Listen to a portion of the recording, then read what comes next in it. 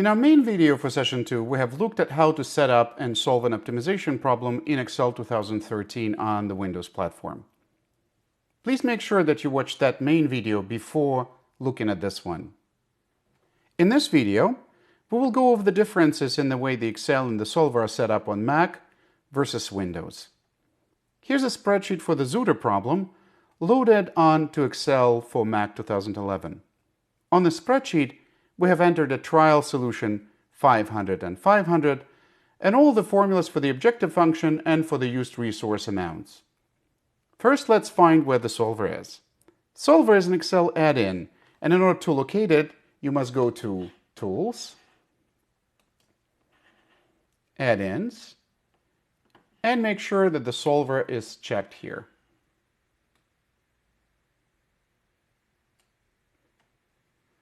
After that, the solver will either appear on the Tools, right here, or you can find solver directly under Data tab. There'll be a button Solver right there. Before we look at the solver, let's go over a couple of differences in the shortcuts used on Windows versus Mac. Let's first see how we can display and edit a formula in a particular cell. On the Windows platform, we have used the shortcut F2 for this purpose.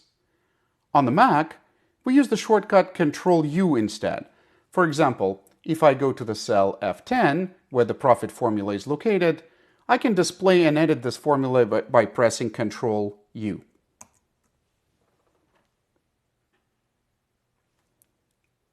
Okay. The second difference we want to point out is the way you introduce absolute cell references. On the Windows platform, the shortcut for this was F4. On Mac, it is Command-T. For example, if I go into the cell E14 and display the formula using Ctrl-U, I can highlight the decision variable cells C10 and D10, and then I can change the addresses of the cells between absolute and relative by repeatedly pressing Command-T.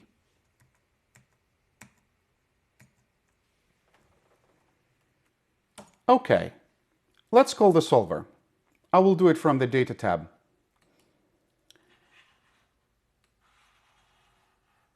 As you can see, the solver dialog box looks pretty much the same as the solver dialog box for Windows. We specify constraints and objective function and decision variables in the same way. We click Make Unconstrained Variables Non-Negative. We select the same solving method. We click on Options to make sure that, for example, the Ignore Integer Constraints is unchecked.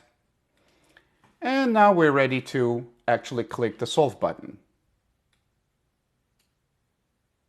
The solver starts working and then displays the optimal solution right there on the spreadsheet.